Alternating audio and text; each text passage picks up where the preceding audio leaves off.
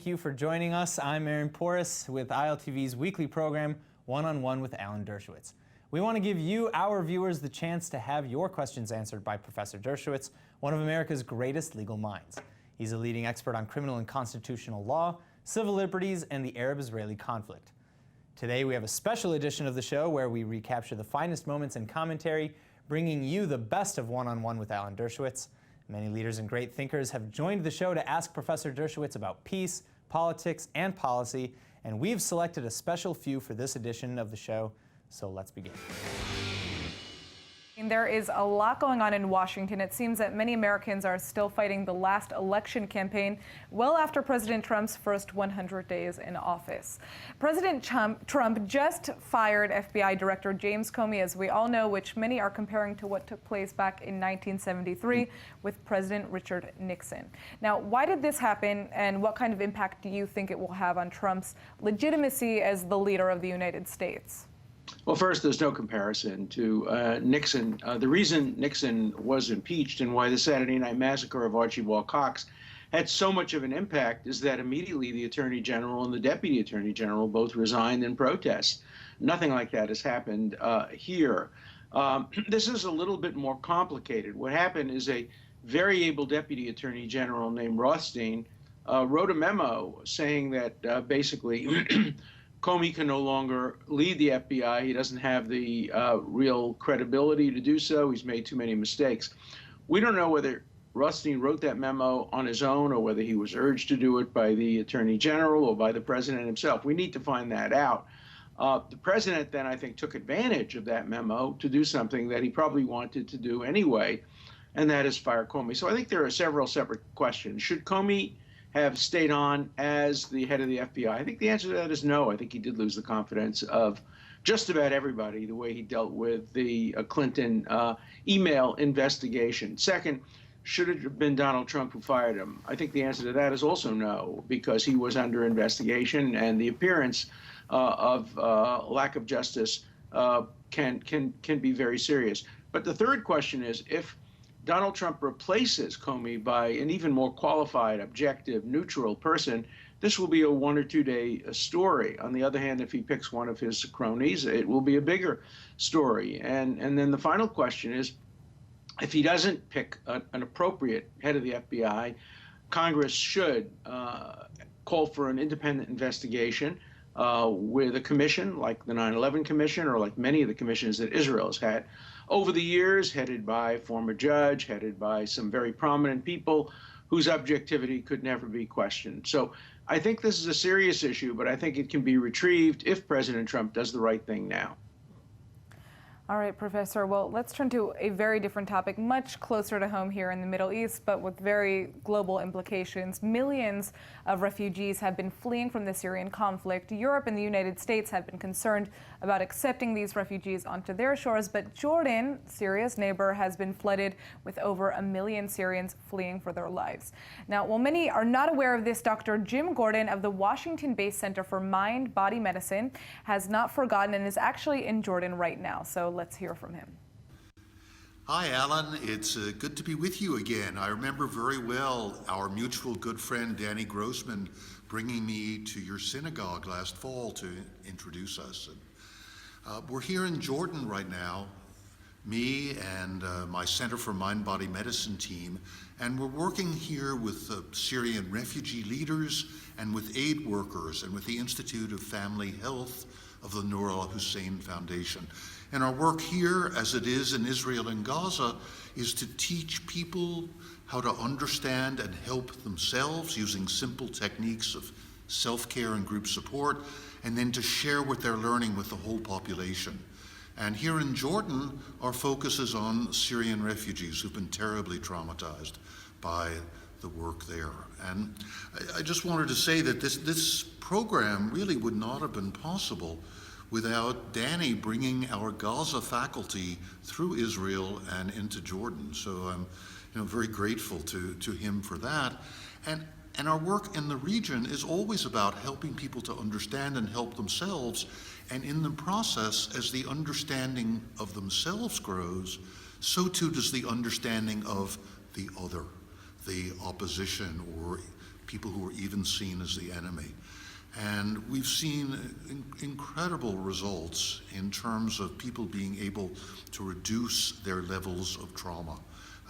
We've published research on our work in Gaza showing an 80% reduction in post-traumatic stress disorder in both children and adults who participate in these 10-week-long small groups, learning techniques like slow, deep breathing to reduce stress and quiet the mind and body, and guided imagery to create imaginative solutions to seemingly insoluble problems, something obviously very important in a region that's so afflicted by difficult problems. And we get people up moving their bodies and shaking and dancing and freeing themselves up from the tension that weighs people down so much in the region. And I think about our work here and our work in Israel and Gaza as very much of a piece. It feels like our responsibility as human beings to reach out to those we feel connected with, to those other human beings.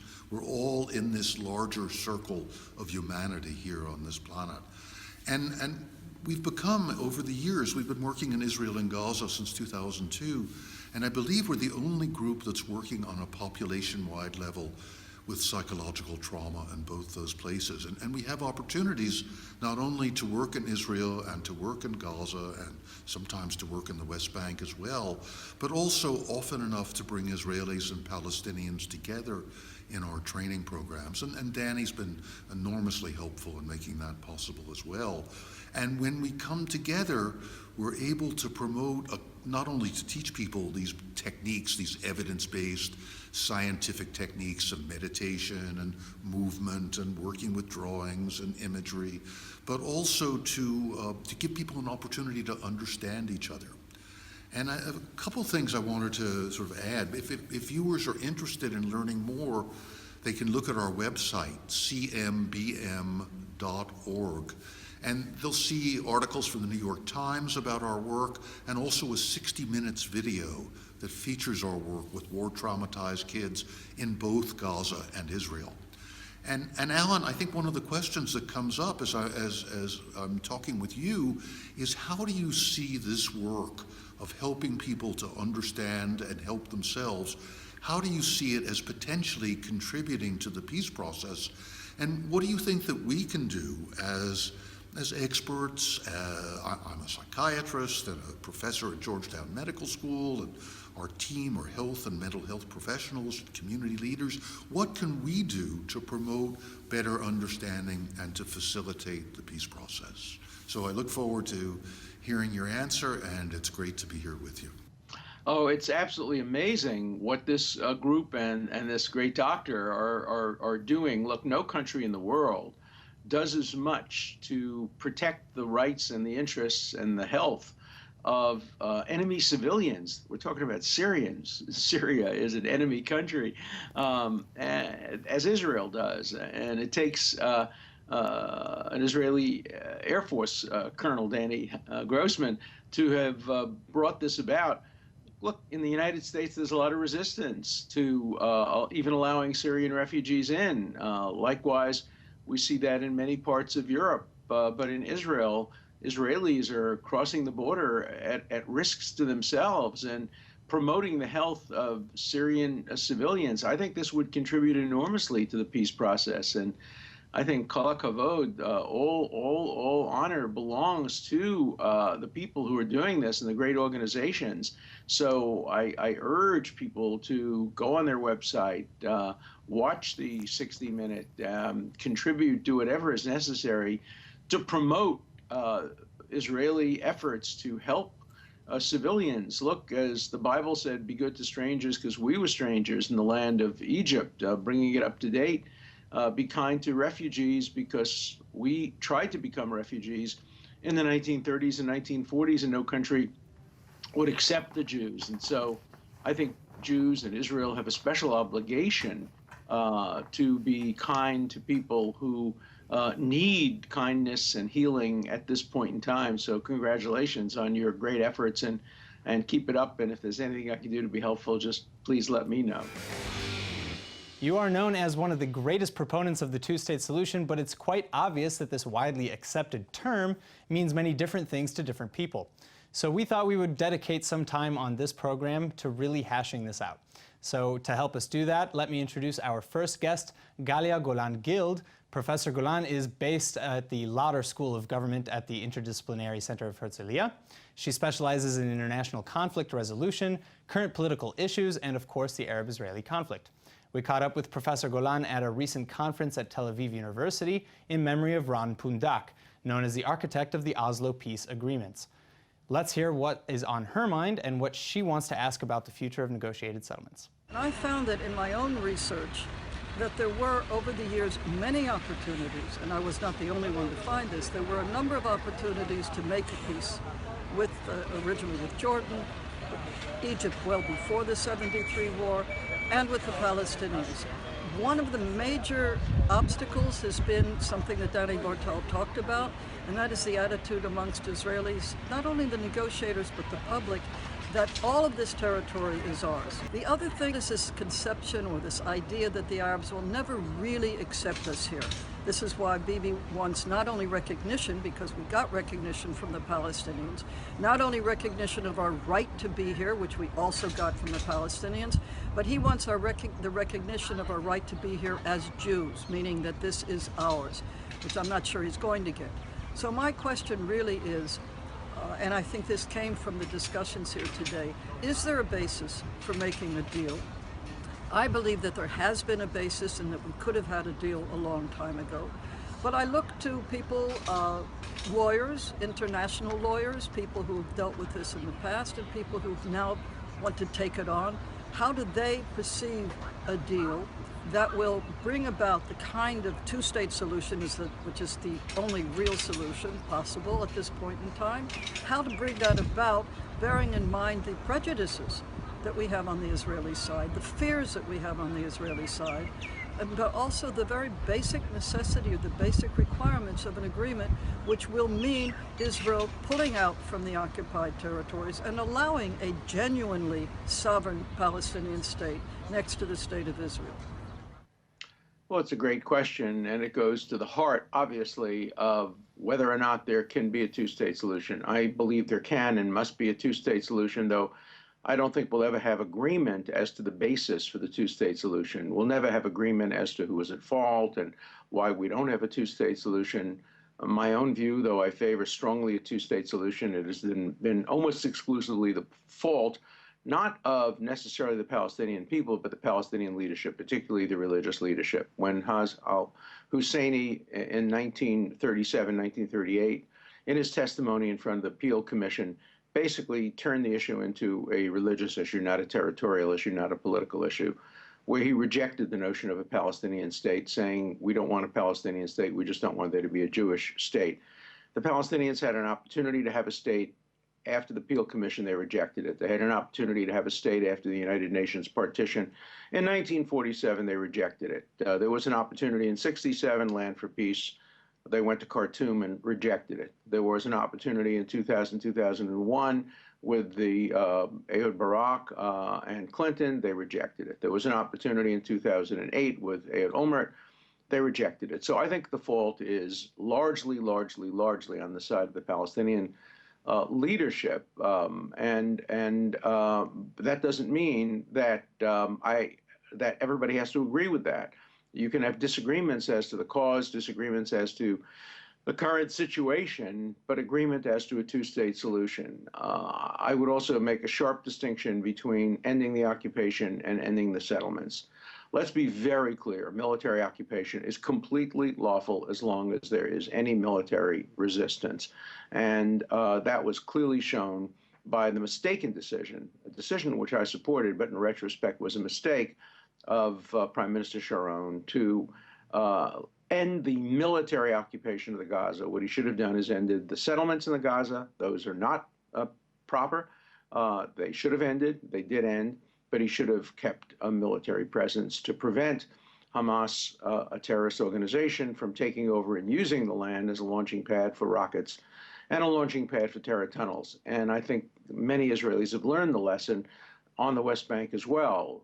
There should be a two-state solution. There should be an end of new settlements. There should be an agreement as to changes, swaps of land with the current settlement places with areas that could become part of a Palestinian state. But Israel will probably have to maintain some military presence on the West Bank to prevent not only ISIS and to protect against any kind of an attack from either Syria or Jordan, but also to prevent Hamas and other terrorist groups from taking over in the West Bank. So I make a sharp distinction between the end of the settlements and the end of the military occupation. The military occupation can be reduced. Look, there is no military occupation of Ramallah. You go to Ramallah, you don't see a single Israeli soldier or policeman. There is essentially self-rule in Ramallah. So I do think that a two-state solution is viable, possible. I don't think the settlements are a major barrier to that. You can work around the settlements. You can make compromises. And I think we don't have to resolve the issue about whether the Judea and Samaria or the West Bank belongs to Israel or belongs to the Palestinians. Let each side believe what they want to believe. The important thing is progress on the ground. So if the Israelis want to think that all of the West Bank belongs to Israel and they're making a compromise, that's fine. If some want to believe that it doesn't belong to Israel and they're just giving back to the Palestinians what the Palestinians are entitled to, let them believe that. Interestingly enough, Judaism is not a religion with a catechism. You don't have to have universality of belief. The Rambam's concept of ani ma'amin be'emunah shlema has been rejected by Judaism in practice. There are no 13 principles that all Jews agree to, and there's no consensus on what is a Jew, what is the Jewish state. Let the debate continue. The Talmud raged with debate until the close of the Talmudic period. Let the debate continue as long as there is a political, practical resolution on the ground, and I think that's completely viable. It will take an enormous amount of effort.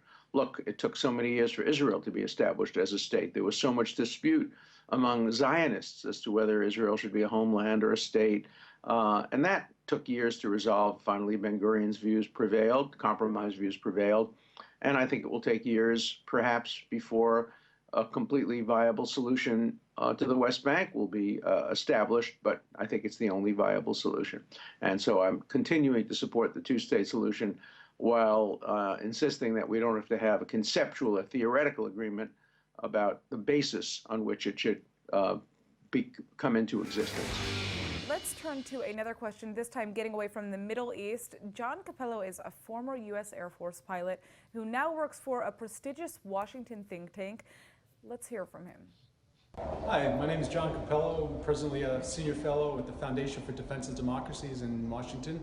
Greetings from sunny Tel Aviv, where I was also the former air attaché attached to the U.S. Embassy here in Tel Aviv. What I'd like to ask you is about North Korea, the situation there in Korea, and was wondering what your take is with the current situation and whether you see any opportunities or what you see as the current challenges right now.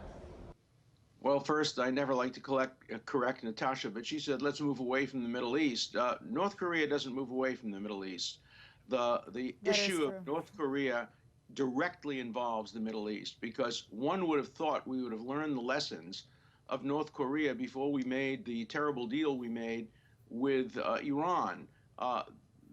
With North Korea, we made a deal that was in some ways similar, and President Clinton announced that that North Korea would never be allowed to develop nuclear weapons, and look what happened. So I think that North Korea has taught us a great deal about how we have to implement the deal with Iran. Remember, the deal with Iran does say that Iran reaffirms that under no circumstances will it ever seek to develop or acquire nuclear weapons. That has to become the foreign policy of the United States. It is certainly the policy of Israel already. And there has to be legislation enacted now saying that if Iran ever seeks to develop or acquire nuclear weapons, the President of the United States is authorized to take whatever action, including military action, is necessary. What we've learned from North Korea is once a country has a nuclear arsenal, we have very little leverage over them. There's very little we can do because they can threaten nuclear annihilation of neighboring countries like South Korea, Japan, and other places, and they're trying to develop a delivery system that could reach the United States, and the United States simply cannot allow that to happen any more than either the United States or Israel could allow Iran to develop a nuclear arsenal, since already Iran has a delivery system. That's the big difference between North Korea and Iran. So at this point, we're stuck in North Korea. We can negotiate, we can sanction, we can try to get China involved, we can try to get Japan involved. But in the end, they hold the most important card. That is, they hold the nuclear weapon card.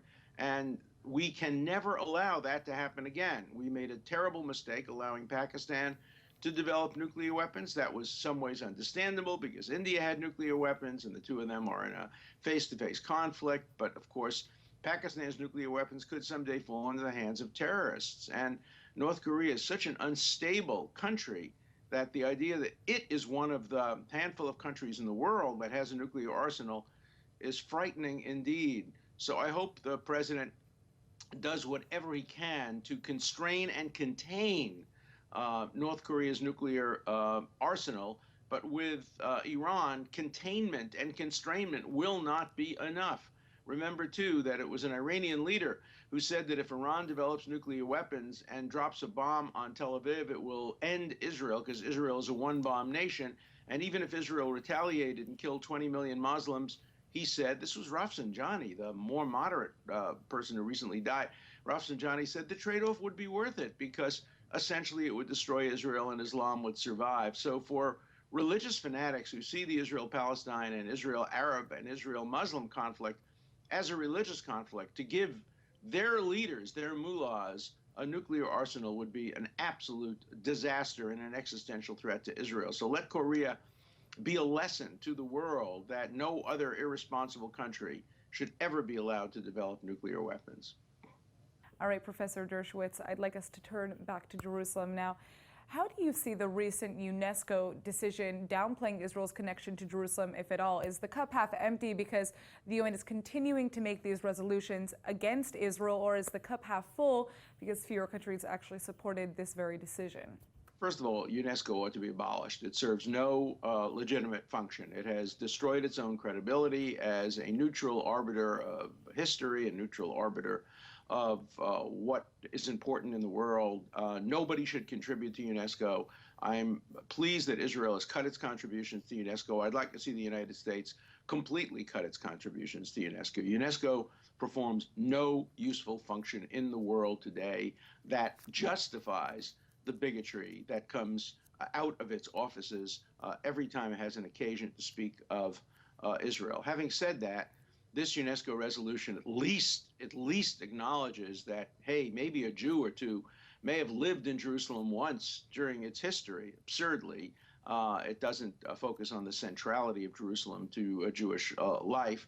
And its conclusions are preposterous and have to be dumped into the dustbin of history and totally ignored. Of course, number of countries abstained, and that shows the kind of cowardice that we expect from most countries in the world. The United States joined that club of cowardice when it abstained from the Security Council resolution most recently, allowing it to go forward.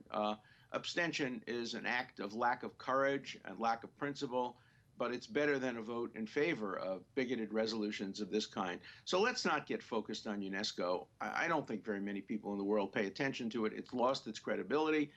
It deserves no credibility. And let's hasten its departure into the dustbin of history where it justifiably belongs. That wraps up this edition of One-on-One with Alan Dershowitz. If you'd like Professor Dershowitz to answer your questions, go to iltv.tv or our Facebook page and submit them. We'll see you again next week.